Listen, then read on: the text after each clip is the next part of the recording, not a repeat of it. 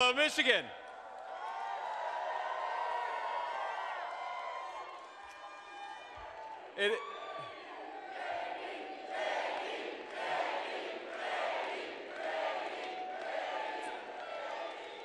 Well, my friends, it is great to be in the Motor City.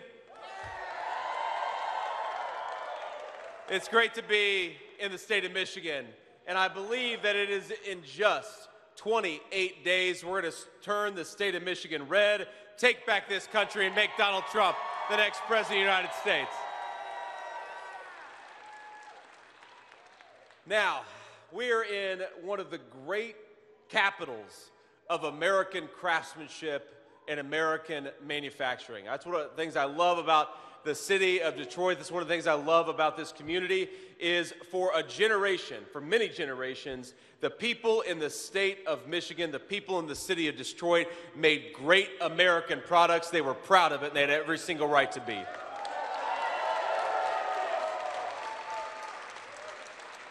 And I've already met some auto workers here today. I'm sure there are many auto workers in the audience with us right now. We're proud of you. We're grateful for you. And I promise you that when Donald Trump is back in the White House, auto workers in the city of Detroit are going to have an ally once again. Not somebody who's trying to destroy their jobs like Kamala Harris, but is going to fight for their jobs every single day.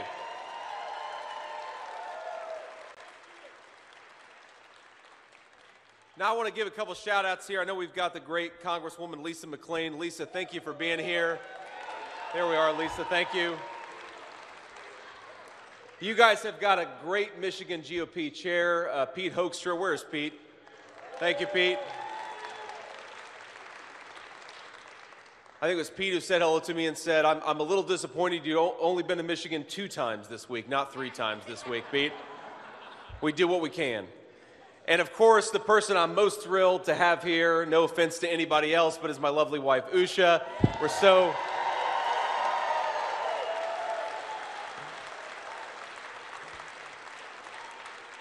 It's a great honor and a lot of fun to be able to go around and campaign for vice president with the most beautiful person in the world by your side. Honey, I love you. Thank you for doing this.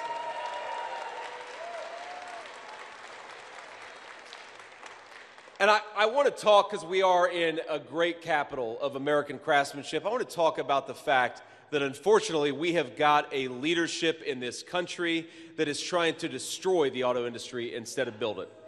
And let's just be honest about that. Under Kamala Harris, the American auto industry is suffering more than it has in at least 20 years. And I want to read off just a couple of statistics, especially for those folks who are watching at home. Here in Michigan, Stellantis announced it would permanently lay off 2,500, the Michigan auto workers, the folks who make the Ram 1500 Classic, a great American automobile. Unfortunately, those Michigan auto workers lost their jobs. Last year, GM let go 1,300 workers at 2 Michigan plants. And we know that a lot of these companies are shipping manufacturing to Mexico and to China. Let's get back to the leadership of Donald Trump and make things in America and only in America.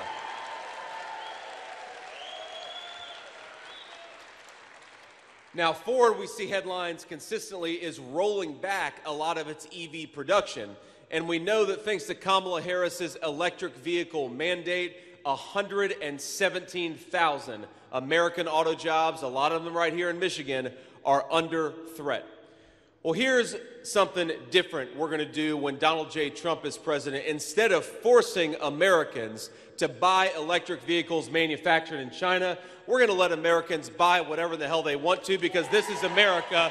We believe in freedom, and we believe in letting people choose their own automobile.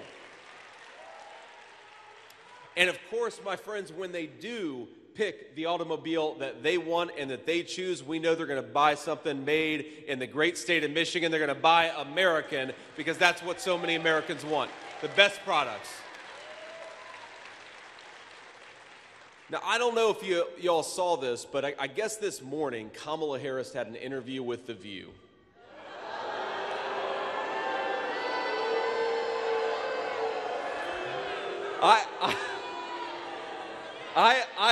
Wait a second.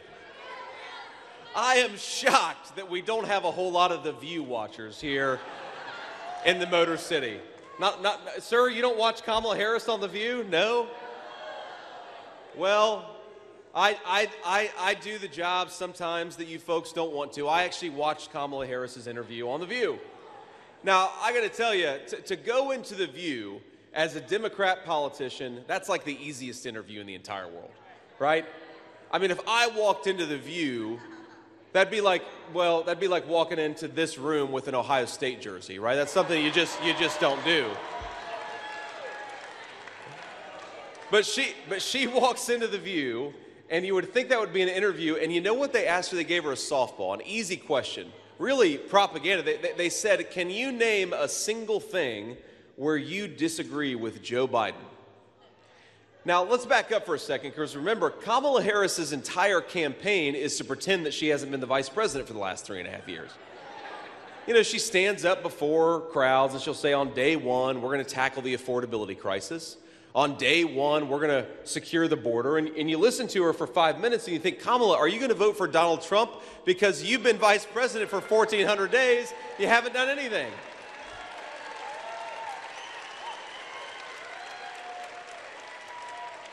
So you'd think after all this time of thinking about how she would do things differently from Joe Biden, she would have a well-prepared answer for the interviewers on The View. Well, they ask her one thing you would do differently from Joe Biden. You know what she says? I can't really think of anything off the top of my head. Now, in her defense, I'm not sure she could think of anything off the top of her head, whether about Joe Biden's policies or anything else, but think about this. For the last 2 months, Kamala Harris has been telling the American people that she's going to do things differently than Joe Biden, where she increased the cost of groceries by 25%. The average Michigan family is paying $1,000 more per month. That's $12,000 per year to afford today what they could have afforded when Donald Trump was president. The border is wide open thanks to our illustrious border czar, Kamala Harris, and her entire campaign has been to pretend that she doesn't bear any responsibility for the policies, even though she's the sitting vice president. And here's the difference between Kamala Harris and Donald Trump. There are so many of them, but the big difference is that Donald Trump has a record to be proud of, and Kamala Harris has a record to be ashamed of.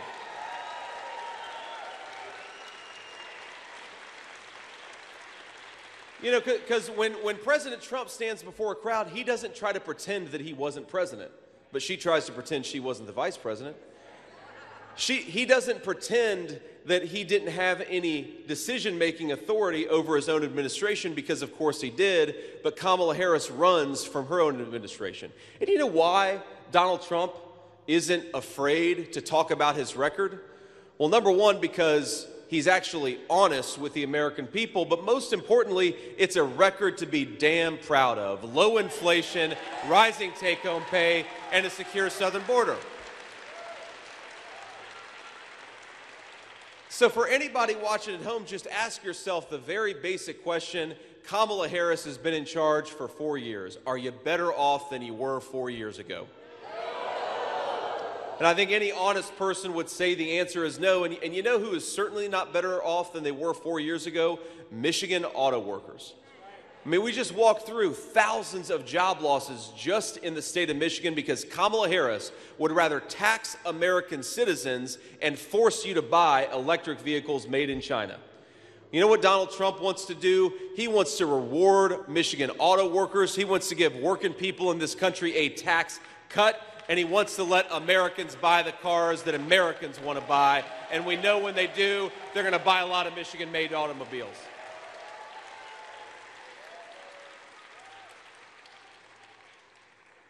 So let's just talk a little bit. We talked about manufacturing. We talked about automobiles. Let's talk about inflation.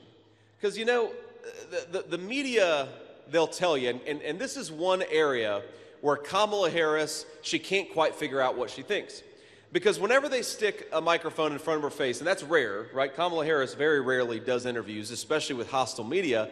What she'll say, she'll actually brag about the fact that inflation is lower than it was when she took over. Now, that's a bald-faced lie, and I'd ask anybody, think about the fact that Kamala Harris, anybody watching, think about the fact that Kamala Harris is bragging about inflation being lower. When you go to the grocery, does inflation feel like it's lower? Are American houses actually affordable for American citizens? Everywhere you look, prices are higher, things are more expensive, and American citizens can't afford the basic necessities. Look, I grew up in a family where my mamaw sometimes struggled to buy the things that she needed. Sometimes she wouldn't buy prescription drugs so that she could afford to put food on our family table. I know what it's like when Washington leaders fail to do their job. And so Kamala Harris, instead of running a victory lap over your own policy failures, why don't you get out there and talk to the American people and tell them how you're actually going to fix this terrible inflation problem caused by your policies.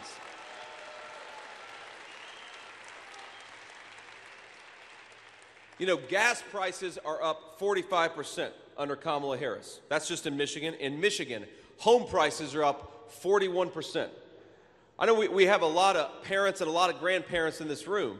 Speaking as the father of 3 young children, I would like my kids, when they grow up and move out, and hopefully that eventually happens, but when they grow up and they move out, I want them to be able to afford home ownership in the United States of America. That's a core part of the American dream, right? And we know a lot of our young people right now cannot afford to own a home in the United States of America. Kamala Harris has failed to deliver the basic necessities of an economic prosperity for our citizens. And I think that we ought to say something very simple to Kamala Harris, and Donald Trump's very fond of saying it. You're fired. Go back to San Francisco where you belong. We're getting a president the American people deserve.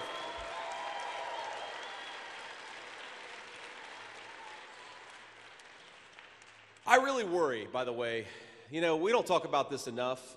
I see we've got a lot of young people in this crowd. It's great. We've got some great generational diversity in this crowd, and I love that. I love that about our events. But to young people, I want you to be able to own a slice of your own country. I want you to be able to build something, to build some wealth for yourself and for your family.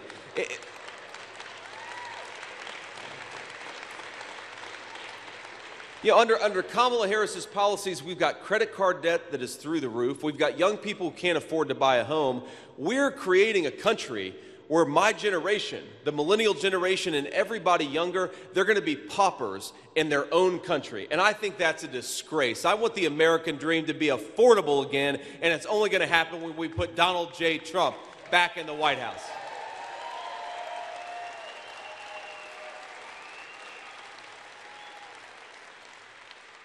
My friends, I did not realize this. We are joined by a real celebrity, Brick Suit Man, right here in the second row.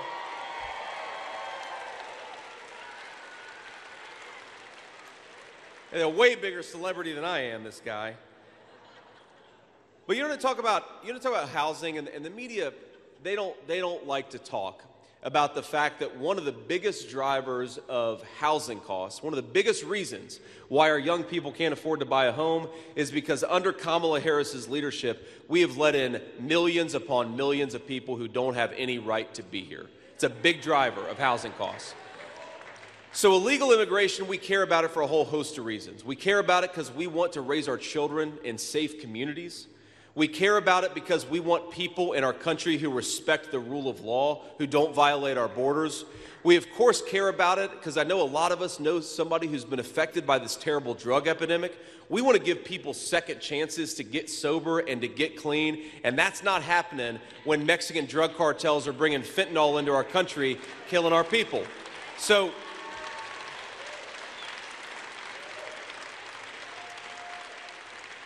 we care about the border for all the reasons that we discuss, and there's a lot of them, but something the media just doesn't talk enough about is, think about this.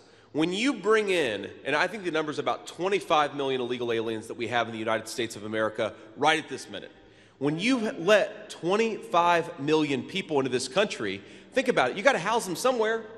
Most of them aren't living on the streets. We got American veterans living on the streets, but we've got illegal aliens living in first-class hotels in American cities all across our country. But when you do that, you have American homes that are going to people who have no right to be here in the first place. And you know what that means? That means American citizens can't afford to own a slice of their own country. President Trump believes in this very simple principle: American homes for American citizens, not for people who have no legal right to be in the United States of America.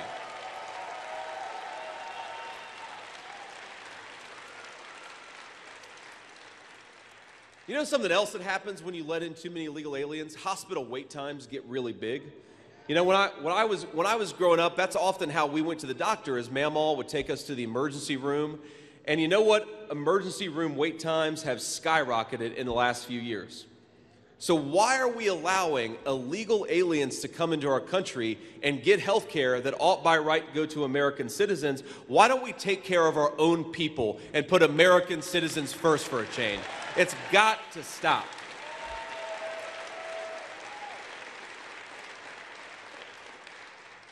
The final thing I want to talk about with the border, because, I mean, look, you could talk about the border for the next half hour. But the other thing that is crazy about the border is, in the state of Michigan, I didn't know this statistic until today, there are 85,000 students in Michigan public schools who are the children of illegal aliens. 85,000. Now think about that. Think about what it does to a poor school teacher who's just trying to get by with what they have, is trying to educate their kids, and then you drop in a few dozen kids into that school, many of whom don't even speak English. Do you think that's good for the education of the American citizens? No, it's not. So what really bothers me is when Kamala Harris talks about the southern border, she talks about how we need to be compassionate to illegal aliens. And I think we're a great country. We can be compassionate, and we ought to be compassionate, but our compassion has to start with our fellow citizens, the people who deserve to be in the United States to begin with.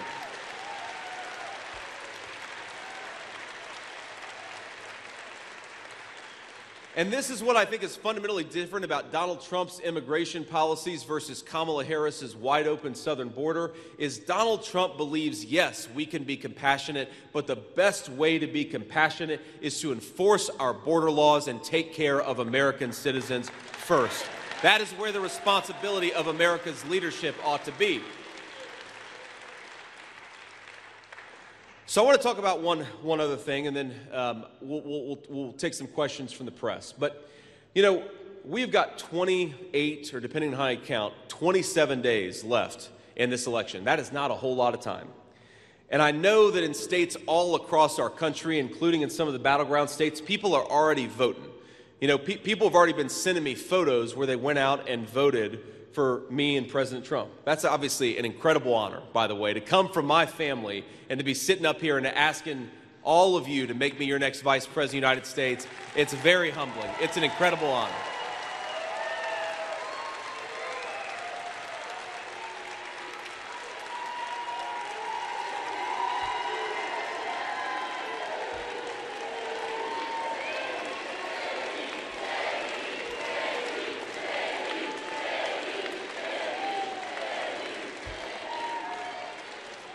Now, y'all are way too kind. I appreciate it.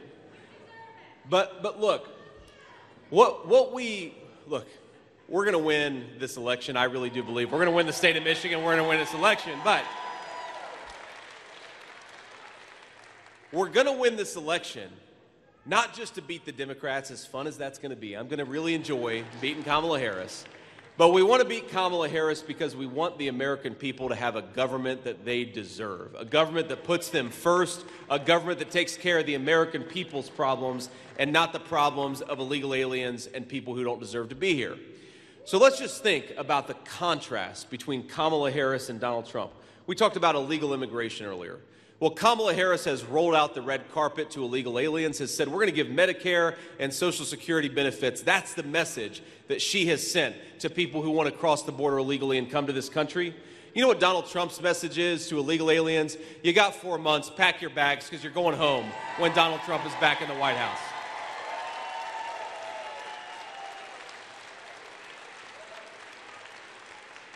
Kamala Harris's entire economic policy is to tax American citizens and to force them to buy things they don't even want to buy that are made overseas. That's terrible for American workers. That's terrible for American taxpayers. Donald Trump's plan is to cut taxes on American citizens, cut taxes on American workers, and penalize corporations that are shipping our jobs overseas. That is an America First economic plan.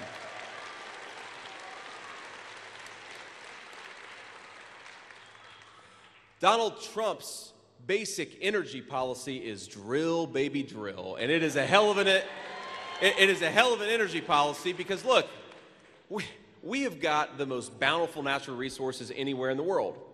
So why does Kamala Harris want to put American energy workers out of business and force us to buy energy from tin-pot dictators all over the world? Let's buy it from our own people, from our own territory, and that's how you build American prosperity.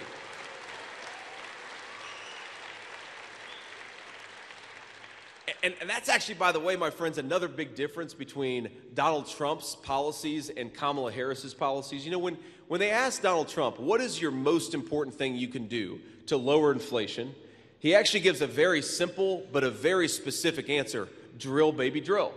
Because energy goes in the cost of everything, right? Think about it. If the truck drivers are paying more for gas, then the groceries they deliver to the grocery store are going to get more expensive. If the truck drivers are paying more for diesel, then they deliver lumber to a job site to build a house. That means housing is going to get more expensive too. And of course, we know, ask any manufacturer, one of their biggest costs is the cost of energy. So you lower the cost of energy, you create good jobs, you create great prosperity, and you bring down the cost of goods for everyday American citizens. It is a win-win economic policy. It is the smartest and most important thing we can do.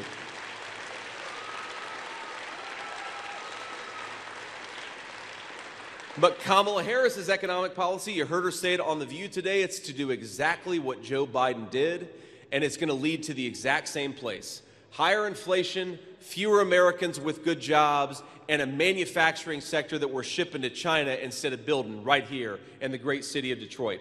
That is a lose-lose economic plan, and I think we ought to have the win-win economic plan of Donald J. Trump.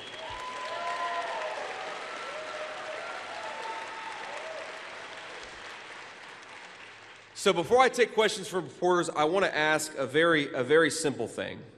Absentee voting has started in Michigan. That means that you can request and return a ballot right now.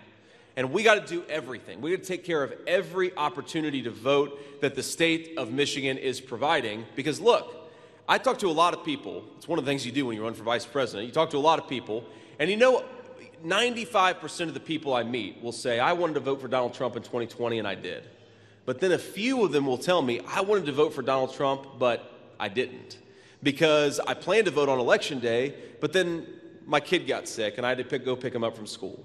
Or I had a really late day at work and I didn't expect it, and so by the time I got out of work, you know, working those overtime hours, the polls were already closed. I gotta be honest with you, I don't like the fact that we've gone from Election Day to election season in this country, but it is what it is. And if the Democrats are going to take advantage of every avenue to vote, then Republicans, we've got to do it too. So get out there, make your voice heard, and get out there and vote.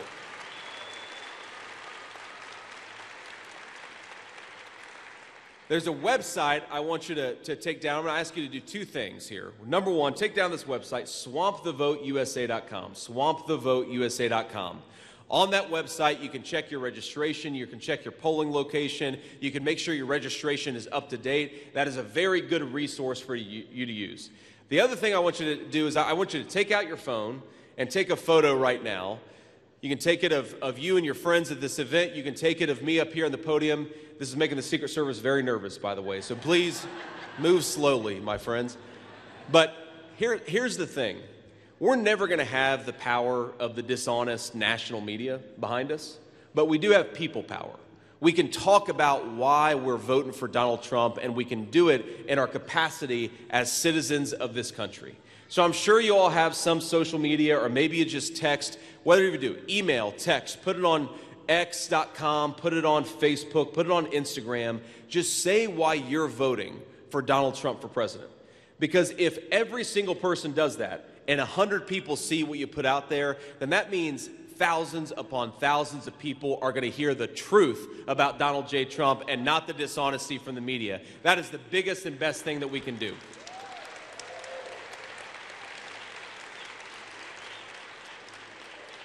So, before we hit the road, we'll take some questions from reporters. I want to thank you all for being here. Thanks for having me. I'll leave you with some final thoughts, but it's such an honor to be here and to get this welcome in the Motor City. God bless you all. Thank you so much.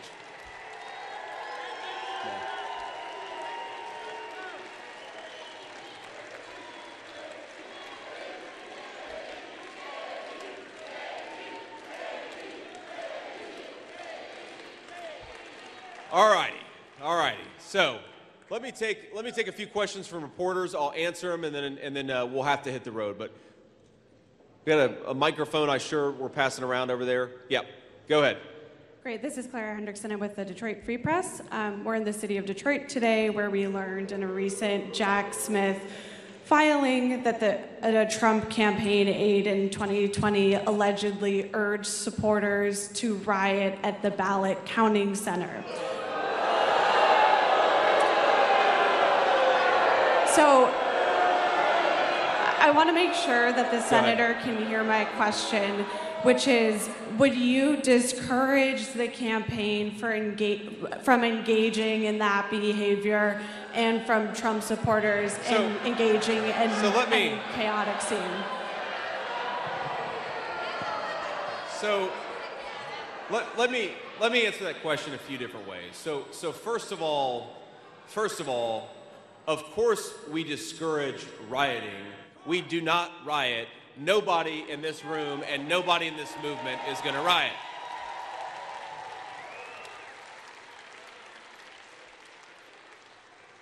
Second of all, your question is about a Trump campaign staffer.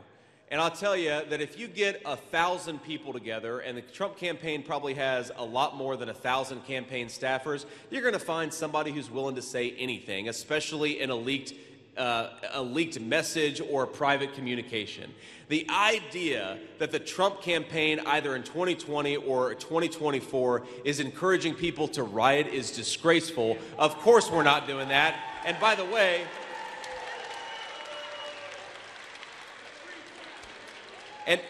way, these fine people are law-abiding citizens who work and pay their taxes. They're not going to riot no matter what anybody says to them.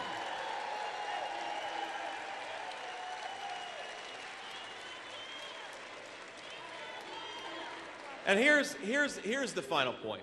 I think it's interesting that the media is so focused on a random message from a random staffer in 2020. If you want to talk about rioting, let's talk about the summer riots of 2020 that killed 20 people that the media seems uninterested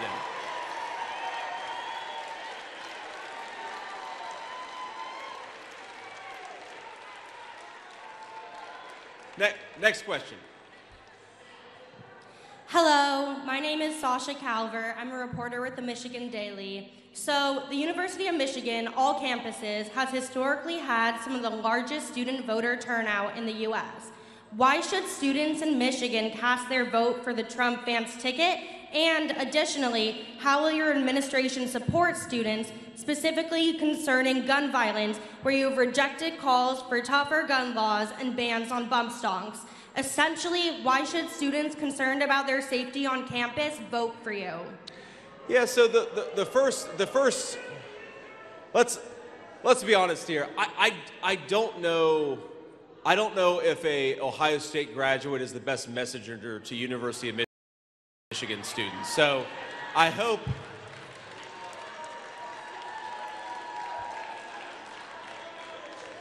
And in fact, thank you, sir. You know, maybe we should just get.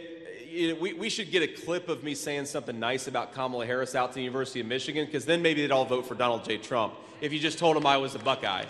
Like, I'm always a little nervous about injecting myself into the OSU-Michigan rivalry here, but I think that we all kidding aside, look, we all care about the country. And that's why I think every person in this room is going to help me make Donald J. Trump the next president of the United States. And it's in that spirit that I want to answer this question. If I'm a young person in Michigan, Here's one thing that Donald Trump and I want to do. First of all, we want to make it easier for you to build a life and to have a good career and to have a good job in your home, not to ship all the good jobs overseas, but to build a great middle-class economy right here in the United States of America. I think that's something that matters to a lot of Michigan students. I think a second thing that matters to Michigan students is I don't want young people in this country to be permanently indebted because we built an economy that turns American citizens into paupers in their own country. I want them to be able to own a home, build some wealth for themselves, and start a family right here in the state of Michigan and do it. And do it because we've got smarter economic policies that are going to allow them to thrive. Michigan students, people who are, meaning at the University of Michigan and all across the state, because I know there's a lot of great universities in the state of Michigan, we are turning an entire generation of American young people into folks who don't have enough money to own anything. That is a terribly destructive direction for this country to go in. Donald Trump and I want you to be able to own a slice of your own country, and we're going to pursue economic policies that make that possible. That's what we're going to fight for every single day. And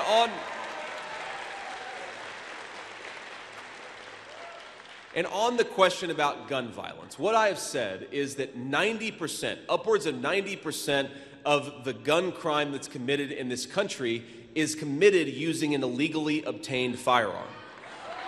So my point is,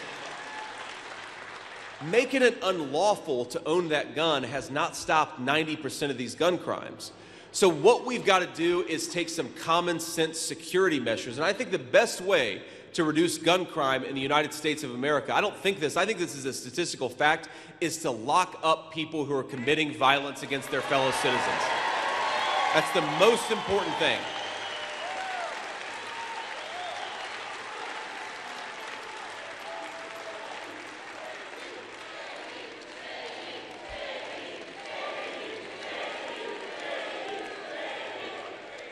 And I'm going to butcher the statistics, so I don't want to give them exactly, but if you look, whether it's in Detroit or New York City, any of our major cities, and you look at the violence problem, it is always a very, very small number of people who commit the gross majority of violent crimes. So why don't we get back in this country, whether whatever your racial background is, whether you're rich or poor, get back to locking up that small number of violent criminals. It'll make everybody safer, everybody more secure, and it'll actually give people public safety. And I think that's the biggest way we can reduce violent crime in this country. Thank you. Next question. Senator Vance, Ken Coleman from MichiganAdvance.com. Detroit is 77% African American. The state is 14% African American. Why should African American Michiganders vote for the Trump-Vance ticket? Well, we've got a great number of Black Americans in this crowd right now. They could probably answer that question better than I could, but.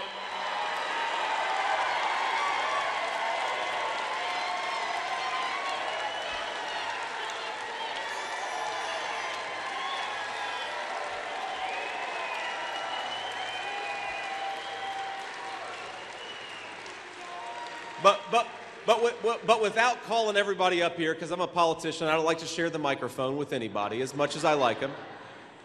What I think they would agree with is, number one, Donald Trump wants to bring back public safety and an economy that brings prosperity for everybody. Good wages for good jobs. That's the Trump promise, and I think that's a great promise to Black families in Michigan and to everybody else.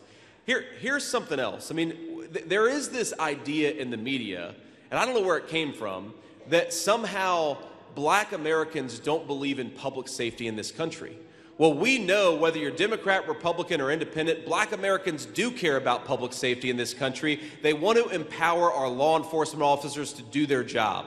Of course, do it respectfully and make sure we've got good relationships between police and community, but we can have a good relationship between police and the communities they serve while we lock up the violent criminals and keep everybody safe in the process.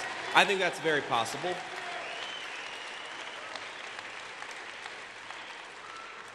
And look, the story of Black Americans, especially in the city of Detroit, is actually very similar to the story of Appalachian white Americans who came from West Virginia, Kentucky, Tennessee. We moved to places like Detroit, black and white together, because there were good jobs for people who were willing to work hard and play by the rules. And it wasn't always perfect, but for a generation in this country, people, black and white, worked together, raised their families, built things in this country, and created prosperity for the entire country. And if you... That was the story, by the way, in the steel mill that my grandfather worked in for almost 40 years. You had black folks and white folks living together, working together, and they again, it wasn't always perfect, but it worked. You know why it worked? Because we had good jobs for people who were willing to work hard and play by the rules. The destruction of the manufacturing economy in the state of Michigan has been disastrous for black Americans, and it's been disastrous for a lot of middle-class white Americans too. We can make things in this country again. We can build things in the United States of America again, and when we do, it's going to bring prosperity to black and white alike.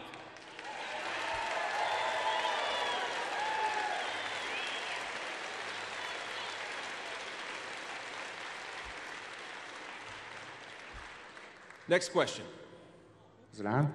Good afternoon, Senator Vance. My name is John Enot from Avante Moda Magazine, and I'm a member of the local independent media here in Detroit, so hopefully I'll get a little safer reception. I'm a native Detroiter, and I think Michiganders are really worried about a lot of things during this election cycle, and I think a couple that I hear all the time is they're very nervous about their First Amendment and their Second Amendment rights. So the question is, what will the Trump administration do to guarantee the people of Michigan that their rights will be protected? And what's your view on those amendments? And then also, to what extent should social media companies, if any, be able to moderate and control what people say online if it's legal? Yeah. So let me try to answer that question as completely as I can. Number one, I love the First and Second Amendments. There's a reason they're number one and number two is because they're the most important. But you know, you go back to the question the gentleman asked earlier about black Americans and particularly what black Michiganders have to gain from a Trump presidency. And if you look at the censorship and the vaccine mandates, the idea that you should be fired from your job for speaking your mind, that fell oftentimes hardest on black Americans as much as anybody else, because it was often black Americans who were going on and saying, well, wait a second, you know, why and again, this is everybody, but it was happening a lot in the black community. Why are we forced to take this shot in order to earn a living and provide bread for our children? Why are we being silenced by some of the biggest corporations in the United States of America? I think that affects everybody, but your question about technology companies, the biggest threat to the First Amendment in the United States of America is big technology companies who are trying to silence Americans for speaking their mind, and the Trump campaign and the Trump presidency, we've got no use for it. And you asked about the Second Amendment. Look, we believe in the Second Amendment. We believe that people ought to be able to keep their families and their children safe, and it's that simple. And I think there is a big difference between the Kamala Harris campaign. Kamala Harris has explicitly endorsed gun confiscation. Donald Trump has explicitly endorsed the Second Amendment of the U.S. Constitution. I'd rather be on that side.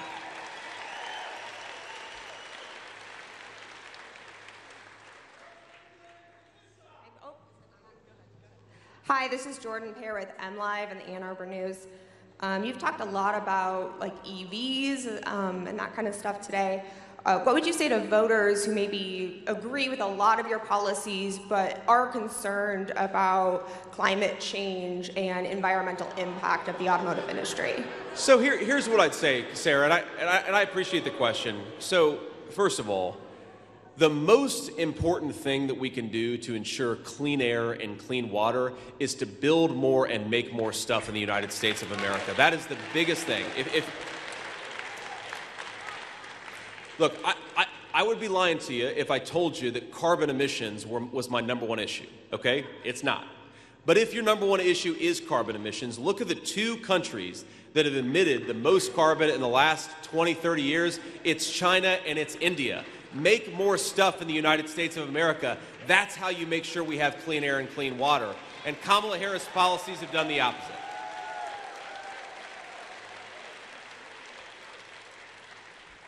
The other thing I'd say to folks who are worried about the environment is look, I'm worried about the environment too, but here's what I really worry about.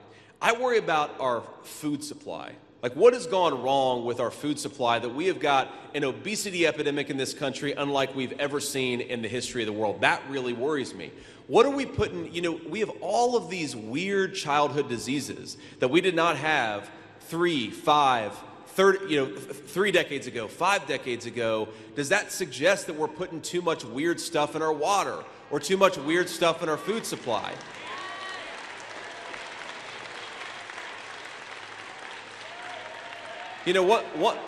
One of the people that I'm really proud has endorsed this campaign is Bobby Kennedy Jr. And I say that as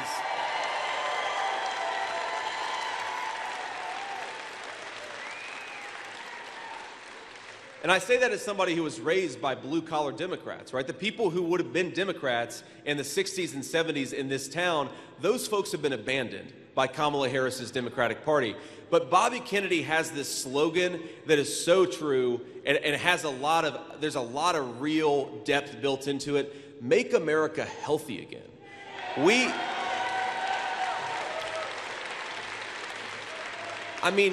You look at our young people, we have skyrocketing rates of mental health problems in the United States of America. We use 5 times as much antidepressants as some of our peer countries in the world. Why are Americans 5 times as depressed as some of these other countries?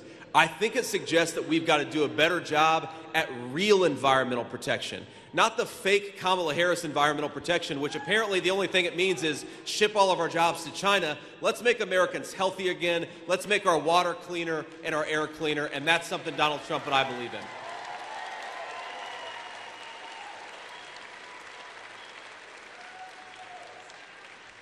Okay.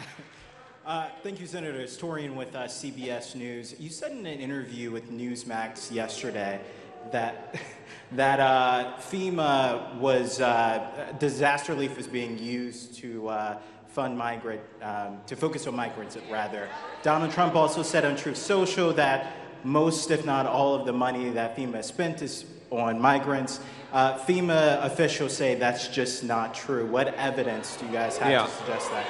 So here's the evidence. And by the way, I just want to make an observation about these reporters, and I appreciate the question is, when people say that they feel endangered by a crowd voicing their opinion, well, look, my friends, the First Amendment goes in both directions. And so you haven't made this criticism, to be clear, but I read some article. It was in I forget who published it, but they were like, well, journalists don't feel safe at some of our events. Look, not a single person here is going to harm you. They're just going to speak their mind, and they have every right to do it. So God bless you guys. The First Amendment, we believe in it in this country. But sir, my point is about the focus of our current administration. And if you use resources, but most importantly, if you put people on the task of dealing, let's say, with a massive influx of illegal immigration, then they're going to be distracted from doing their core job of keeping Americans safe in response to a disaster. Each of us, this is true of me, it's true of everybody in the world, we only got so much time to focus, and there's only so much time in the day. And if you take FEMA and you turn it into an agency that resettles illegal immigrants, that's going to take their focus away from keeping people safe after a hurricane. That's basic human reality. And I think there's no way around it. Now, what the fact checkers say, and we'll sort of, we'll try to be as fair to the other side as possible, my friends. What the fact checkers will say is, well, there's a bucket of money that goes to illegal immigrants, and that's a different bucket of money that goes to disaster relief. Well, I'm sure the Biden administration has never moved money from one bucket to the other. In 3.5 years, we know that Kamala Harris and Joe Biden are more than willing to move money from one bucket to another if it suits their purpose. They ought to be moving money to the bucket that supports American citizens in the wake of these terrible storms. That's what I would like them to do. But the final point I want to make about this is just bureaucratic focus. Look, I've seen a lot of wild stuff out there on the internet. The problem with what I've seen from the Biden administration is that they're not focused on getting resources to people that need it. When Kamala Harris is out at a fundraiser in San Francisco, meanwhile North Carolina is drowning, North Carolinians have every right to say, where the hell is our vice president and why isn't she focused on us? That focus has got to change. The 82nd Airborne, and this is in 2010. You're never going to hear me praise Barack Obama. You rarely hear me praise Barack Obama. But in 2010, there was a terrible earthquake in Port-au-Prince, Haiti. A ton of people lost their lives. A ton of people had their livelihoods destroyed. The 82nd Airborne was in Port-au-Prince, Haiti under Barack Obama 48 hours later. North Carolina is an hour away from the 82nd Airborne's headquarters. Why did it take a week to get the 82nd Airborne on the ground helping American citizens? It's disgraceful. Go ahead, ma'am. Hello, Senator. Andrea Shalal with Reuters. I have two questions for you. One is, sure, but both of them are local. So one of them is that Senator Sanders was at a rally on Saturday, and he talked about... Is this Bernie? Bernie, yes. So I actually like Bernie. He's kind of like a grumpy old man. I like Bernie. Go ahead. Oh, well, so he brought up the comments that you've made where he said you've declined to honor the commitment, or to say if the Trump administration would honor the commitment to invest $500 million in the GM plant and to convert the Cadillac plant to EVs. I wonder if you can just clear that up for us. And then the other question has to do with the very large population of Arab and Muslim Americans here in the area. And I'm wondering whether you're going to meet with them. I know that several mayors, for instance, the mayor of Hamtramck, have endorsed your campaign. They're here, yeah.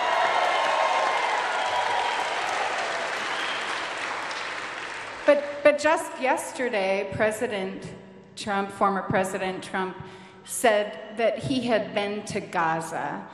Later, a campaign staffer said that he had been to Israel, and Gaza is in Israel, which is not true. I wonder if you could just say a few words about Gaza and also why you think Arab Americans and Muslims would do better by voting for your campaign. Thanks.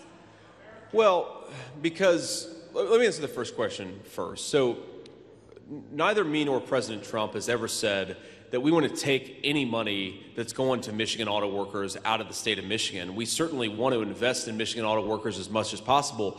What we've said is that Kamala Harris is offering table scraps, $500 million, when you have an EV mandate that's going to cost 117,000 auto worker jobs. I think that Michigan auto workers deserve more than the table scraps of Kamala Harris's Green New scam. That's what we're talking about. And again, you know, you talk to automakers, you talk to the manufacturers, they'll tell you that electric vehicles are sitting on the lots for 90 days, for 120 days. Meanwhile, the gas-powered cars are sitting on the lots for 15 days or 20 days. If you force Americans to buy electric vehicles they don't want that are made in China, you are going to throw this entire state into poverty, and Donald Trump and I will not stand for it. We're going to fight for these people. We're going to fight for their jobs. We're going to fight for their prosperity. Now, the second question about Arab Americans. I mean, look, we're thrilled to have the mayor's support, and I'm not meeting, to your question, I'm not meeting any Arab American or Muslim American leaders on this particular trip, though we certainly will in future trips to Michigan. You all are going to get sick of me. I'm going to be in Michigan like, 30 times the next 28 days. And to be clear for the fact checkers, when I said I would be in Michigan 30 times, that was a slight exaggeration. That was something... That was exaggeration used to effect. It'll probably be like 6 or 7 times over the next 27 days. But look, I think the reason why, this is one of these issues where obviously Arab Americans often have different views than Jewish Americans on what's going on in Israel, what's going on in Palestine. But I think both Jewish Americans and Arab Americans recognize that what's in the best interest of Israel and Palestine is peace. And Donald J. Trump was the president of peace.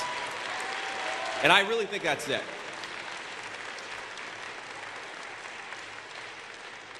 You know, I saw Kamala Harris said the other day that the biggest threat to the United States of America is Iran. And look, I think Iran's a big threat, but Iran is nothing compared to China. China is the biggest threat confronting this country. But I think,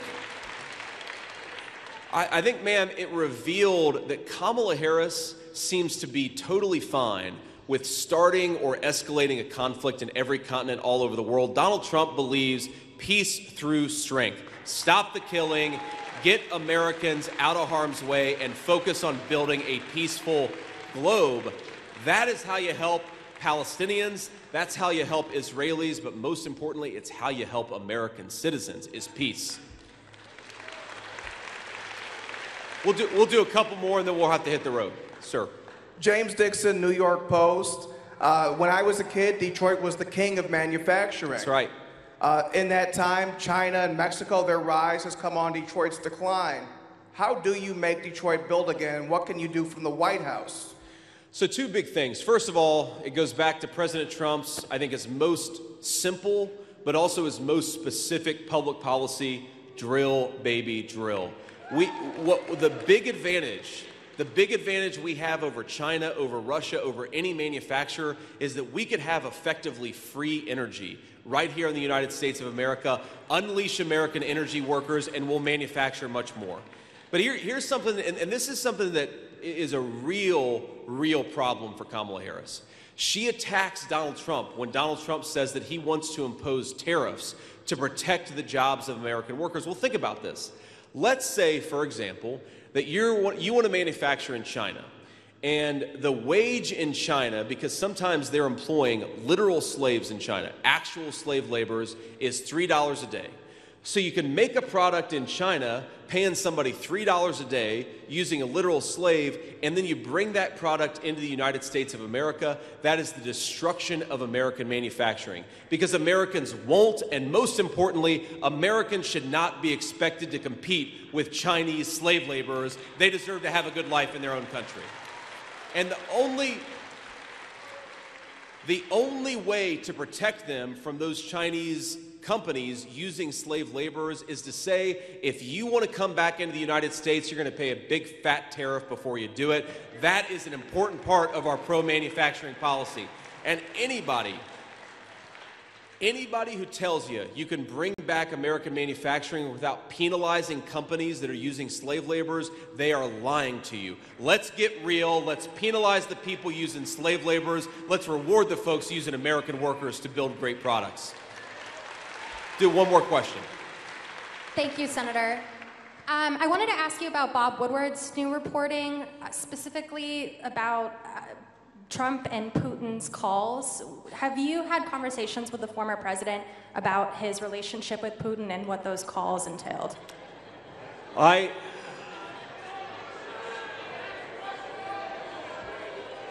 honestly didn't know that Bob Woodward was still alive until you just asked me that question. That's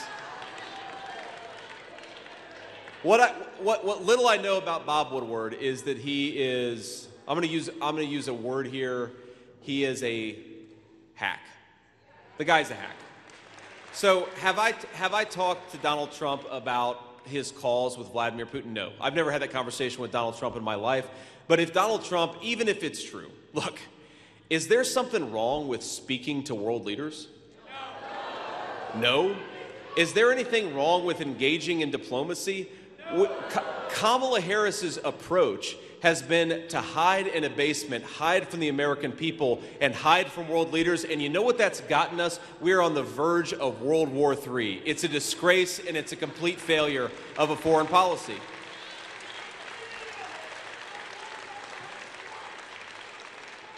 One of my favorite Donald Trump moments of his first presidency, you all may remember this, but do you know Kim Jong-un? He's the leader of North Korea, and let's be honest, Kim Jong-un hasn't skipped many meals, okay? So Donald Trump goes to Kim Jong-un, and he meets with him, and all the photographers come in, and President Trump looks at the photographers and he says, all right, everybody, make us look good, make us look very thin. And Kim Jong-un shoots up like this. He's kind of offended a little bit. But what it showed is Donald Trump's, I see a lot of you laughing, but I'm not just trying to make fun of Kim Jong-un. The point is you have to go and talk to people. You have to be willing to engage in diplomacy, engage in conversations. That's how you keep the world from falling into disarray and war, and Donald Trump was better at it than anybody over the last 50 years.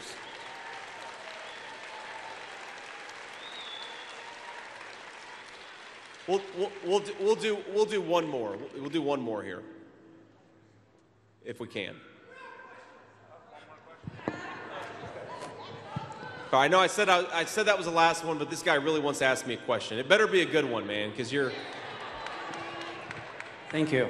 Senator, I represent Polish media, do rzeczy, conservative media. Poland is the best ally America ever had in Europe. It's a great ally. that. That's right.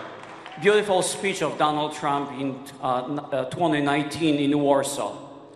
Sir, Kamala Harris claims that Polish American Catholics would vote for Harris' World ticket. What is your message to Polish American Catholics and Catholics altogether? Well, she said it better than I could. My message is vote Trump, and make sure everybody you know votes Trump. Look, Kamala Harris has been the biggest disaster for religious liberty in the history of this country. Kamala Harris, she wants to force Catholic nuns to engage in procedures that violate those Catholic nuns' conscience. Donald Trump and I think we're a big enough country to let Catholic nuns live their lives as they choose and to live out their values as fully as they want to.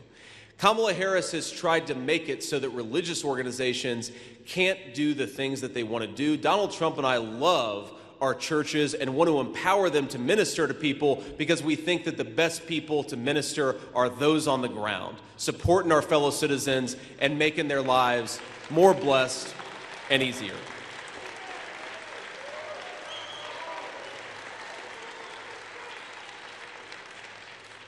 And Donald Trump, when he was president, you know who Vladimir Putin was invading? Nobody. Nobody. Under the leadership of Donald Trump, Vladimir Putin kept in his own country, which is where we'd like to keep him. Under the policies of Kamala Harris, Vladimir Putin seems to want to invade a lot of people. And so if you're a Polish Catholic, if you're a Polish American, if you just care about common sense foreign policy and you want religious people to be able to live their faith, Donald Trump is the only ticket in town. Vote Trump for religious freedom. Vote Trump for prosperity. Vote Trump for world peace. So that unfortunately is going to be the last question, but let me leave you with one final thought. You know, I got to say to you, that other than in raising a family with this beautiful person to my right here, the greatest honor of my life is to be able to run for Vice President of the United States. It is the coolest thing. You get to see this country in a totally different light. I mean, Michigan, one of these reporters asked me earlier when we were doing a private conversation backstage, she said, every time you come to town, the weather is good in Michigan. And I guess my response is, Michigan, elect me vice president. I'll come to town all the time, and we'll keep Michigan weather looking pretty good. But this is the most beautiful country anywhere in the world. We have the best natural resources that the Russians, the Chinese would literally kill for. And on top of it, we've got the most gracious and most generous people anywhere in the world. I really do believe that. I will meet people who tell me that they're struggling to buy groceries under Kamala Harris's economy, but then they'll spend 30 seconds telling me about their life, and then they'll spend 3 minutes telling me that they're praying for my family and asking me how I'm doing. And what that teaches me is that we have a generosity of spirit in the United States of America, that though we have bad leadership, it is never going to destroy what makes this country great in the first place. And that's our people. That's all of you. And I'm so grateful to you. But what I do really worry is that this country is never going to be able to live to its full potential with the broken leadership of Kamala Harris. Groceries are never going to be affordable if we have the broken leadership of Kamala Harris. We're not going to have peace in the world if we have the broken leadership of Kamala Harris. So over the next 27 days, what I'd ask you all to do is to do everything that you can to give the American people a president who is fit to lead and fit to serve this great country. Elect Donald J. Trump. Let's go get it done. Let's do it together, and let's take this country back. God bless you all. Thank you for having me, and thank you for seeing me in the great state of Michigan.